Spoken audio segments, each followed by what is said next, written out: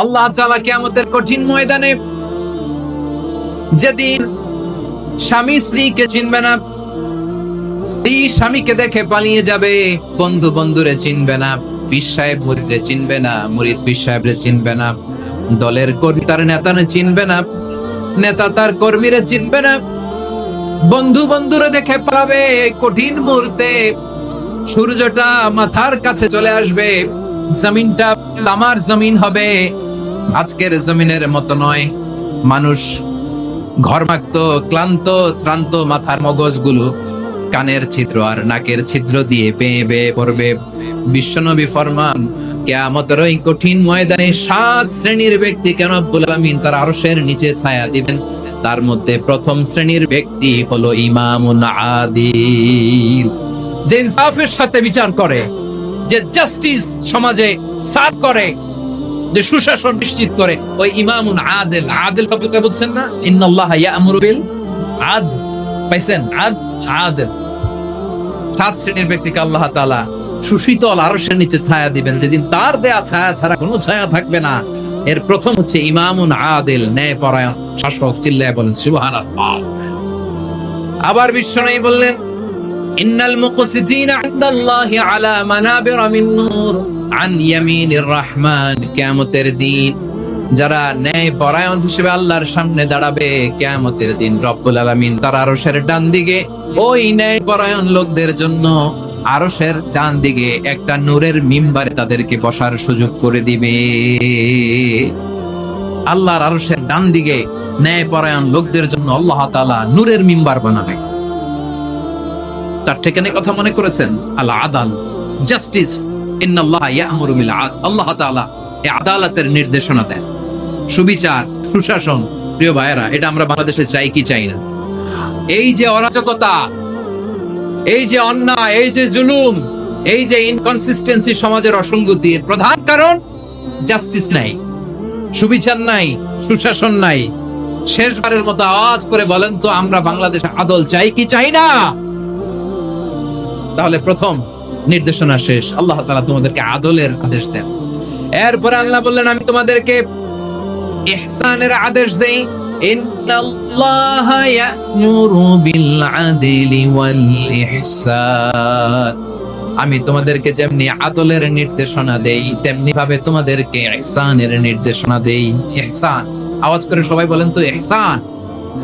ইহসান মানে কারো প্রতি সফট হার্টেড হওয়া, মহানুভব হওয়া, অনুগ্রহ পরায়ণ হওয়া, অনুগ্রহশীল হওয়া, একে অপরের প্রতি দয়াদ্র হওয়া। একে অপরের প্রতি দয়াদ্র, অনুগ্রহশীল হওয়া ছাড়া মানবিক সমাজ কঠিন কালেও গঠন করা সম্ভব না। প্রিয় ভাইয়েরা, সুন্দর আচরণ দিয়ে, ইহসান দিয়ে যা জয় করা যায়, নরম আচরণ দিয়ে যেটা অর্জন করা যায়, কঠোরতা দিয়ে সেটা করা যায় না।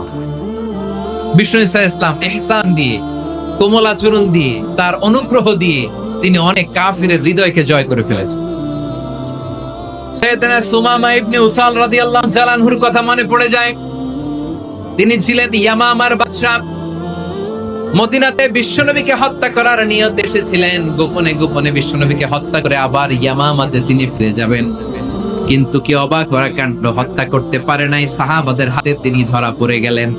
সাইয়েদনা সুমামা ইবনে উসাল রাদিয়াল্লাহু তাআলা আনহু হত্যার নিয়তে আসলেন, কিন্তু হত্যা করতে পারলেন না। সাহাবারা ওনাকে ধরে ফেললেন, ধরে মসজিদে নববীর পিলারের মধ্যে বেঁধে রাখলেন।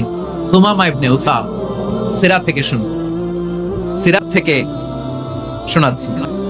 রাদিয়াল্লাহু তাআলা আনহু ইয়ামামার অধিপতি ছিলেন, বিশ্বনবীকে হত্যার জন্য আসছেন, ধরা পড়ে গেছে, এখন মসজিদে নববীতে বেঁধে রাখছে, তার মানে বন্দী। তো এখন স্ট্যাটাস কি? বন্দী, ক্যাপ্টিভ। বিষ্ণু ঈসা ইসলাম সাহাবাদেরকে বললেন, তার খোঁজ খবর নিও, সুমামা ইবনে উসালের খোঁজ খবর নিও। সাহাবারা বলেন, ইয়া রাসূলুল্লাহ, আপনাকে হত্যা করতে এসেছে, তার তো কঠিন ক্যাপিটাল পানিশমেন্ট হওয়া দরকার, কঠিন শাস্তি হওয়া দরকার। বিশ্বনবী বললেন, না, আমি যেটা জানি তোমরা সেটা জানো না, তোমরা সুমামার সাথে ভালো আচরণ করো। বিশ্বনবী সুমামার কাছে গেলেন। প্রথম দিন যে তিনি কালেমার দাওয়াত দিলেন, ইমানের দাওয়াত দিলেন, ইসলামের দাওয়াত দিলেন, রিসালাতের দাওয়াত দিলেন, আখিরাতের দাওয়াত দিলেন। পরের দিন যে বিশ্বনবী সালাতের দাওয়াত দিলেন, যাকাতের দাওয়াত দিলেন, ইসলাম কি, কিভাবে, কেমন করে পালন করতে হয় চমৎকার আর্টিকুলেট করতে শুরু করলেন। তন্ময় হয়ে সুমামা ইবনে উসাল রাদিয়াল্লাহু তাআলা বিশ্বনবীর কথাগুলো শুনতে আরম্ভ করলো। একদিন নয়, 2 দিন নয়, টানা 3 দিন বিশ্বনবী সুমামার কাছে ইসলামকে প্রেজেন্ট করেছেন, উপস্থাপন করেছেন। আওয়াজ করে বলেন, কয়দিন? 3 দিন। 3 দিন মসজিদে নববীতে বাধা। আর সাহাবীদেরকে বললেন, তার খোঁজ খবর নিও, তোমরা যে রুটি বানাও এর মধ্যে সবচেয়ে ভালো আটার রুটিটা তারে দিও, সবচেয়ে রিফাইন্ড খেজুর, যেটা পিওর খেজুর, এটা তারে দিও। আর বিশ্বনবী নিজের উট থেকে দুধ দহন করে ওনার বাড়ির এক কর্মচারীকে বলেছেন, দুধ দহন করে সুমামার জন্য নিয়ে যান। সুবহানাল্লাহ পড়বেন না? সবাই তো অবাক, ইয়ামামা থেকে আসছে নবীকে হত্যা করতে, বিশ্বনবী দেখে তারে জামাই আদর করে। একদিন নয়, 2 দিন নয়, টানা 3 দিন বিশ্বনবী এভাবে সুমামার কাছে যে ইসলামকে প্রেজেন্ট করতে আরম্ভ করলেন, ইসলামকে উপস্থাপন করতে শুরু করলেন। আর তাকে চমৎকার এন্টারটেইনমেন্ট, টানা 3 দিন যখন ইসলামের দ্য বিউটিজ অফ ইসলাম, ইসলামের সুমহান বাণী, সৌন্দর্য তার কাছে উপস্থাপন শেষ, তাকে আপ্যায়ন শেষ, বিশ্বনবী বললেন সাহাবাদেরকে, যাও এবার সুমামার হাতের পায়ের রশি দুটো খুলে দাও। সাহাবারা তর্ক জোরে দিলেন, লা ইয়া রাসূলুল্লাহ, এমনটা করবেন না, তো ভয়ঙ্কর ভয়ঙ্কর খুনি, কি জানি কি হয়ে যায়। বিশ্বনবী বললেন, না, তার হাতে পায়ের রশিগুলো খুলে দাও। সাহাবারা বিশ্বনবীর কথা মতো তার হাতে পায়ের রশিগুলো খুলে দিল। সুমামা মুহূর্তের মধ্যে মসজিদে নববী থেকে বের হয়, ইয়ামামায় ফিরে না যে মসজিদে নববীর পাশে একটা খেজুর বাগান ছিল, সেখানে চলে গেলেন। সেখানে একটা ছোট কুয়া ছিল, কুয়ার পানি দিয়ে তিনি গোসল করলেন। সুবহানাল্লাহ পড়েন। কুয়ার পানি দিয়ে গোসল করে মসজিদে নববীর সামনে এসে বিশ্বনবী এবং সাহাবাদের সামনে দাঁড়িয়ে সাব্বাবা উঁচু করে বললেন, আশহাদু আল্লা ইলাহা ইল্লাল্লাহ ওয়া আশহাদু আন্না মুহাম্মাদান আবদুহু ওয়া রাসূলুহু। আমি সাক্ষ্য দিচ্ছি আল্লাহ ছাড়া কোনো ইলাহ নাই, আর মুহাম্মদ আল্লাহ তাআলার প্রেরিত বান্দা এবং রাসূল। প্রিয় ভাইরা, ইহসান দিয়ে যা জয় করা যায়, কঠোরতা দিয়ে সেটা কঠিনকালেও জয় করা যায় না। আওয়াজ করে বলেন, ঠিক না? এবার সুমামা দাঁড়িয়ে বলে, ওগো নবী, আমি তো কালিমা পড়ে মুসলমান হয়ে গেলাম, এবার শোনেন, এই মুহূর্তের আগে আপনার চেহারার চাইতে নিকৃষ্ট কোনো চেহারা আমার কাছে ছিল না, কিন্তু শাহাদা পাঠ করার পরে আপনার চেহারার চাইতে উত্তম শ্রেষ্ঠ কোনো চেহারা আমার কাছে আর নাই।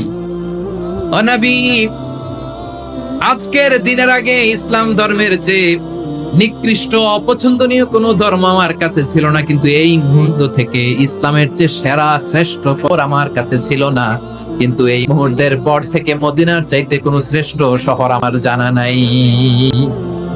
সে ছিল গমের বড় ডিলার। সুমামারে বলো, সে যেন আবার গমের সাপ্লাই মক্কার জন্য অনুমতি দিয়ে দেয়। বিশ্বনবীর অনুমতি ক্রমে সুমামা আবার মক্কাতে গম পাঠাতে শুরু করলো। পড়েন সুবহানাল্লাহ। ইহসান, ইহসান দিয়ে আপনি যেটা জয় করতে পারবেন, you can win the heart of your enemies.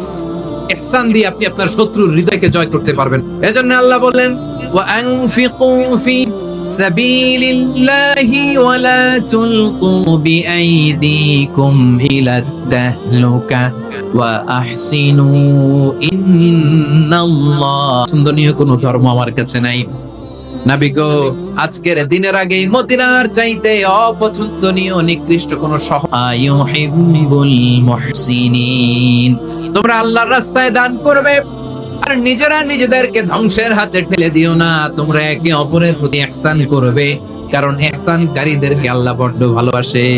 সুবহানাল্লাহ পড়েন।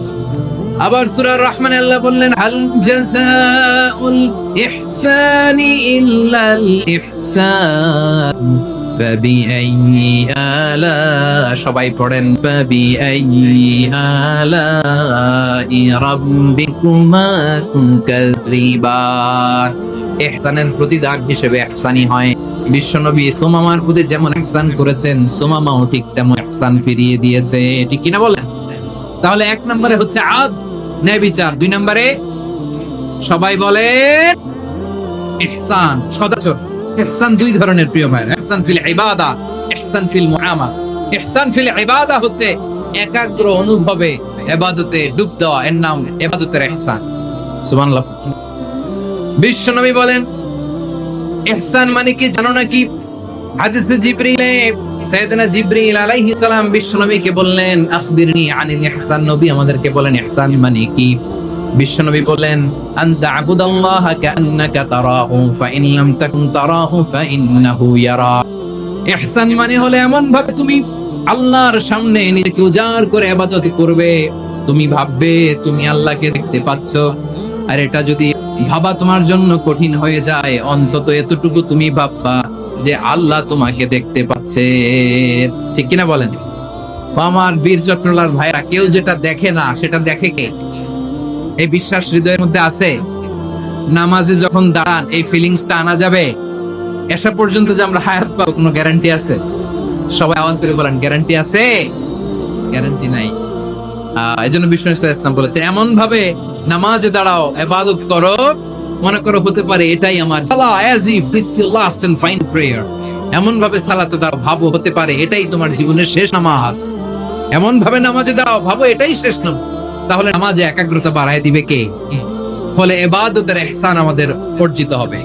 আর মুআমালাতে ইহসান হলো, বিশ্বনবী বলেন ইন্নাল্লাহ তাবারাকা ওয়া তাআলা كتب الإحسان على كل شيء فإذا قتلتم فأحسنوا القتلة وإذا ذبحتم فأحسنوا الذبح وليحد أحدكم شفرته وليرح ذبيحته।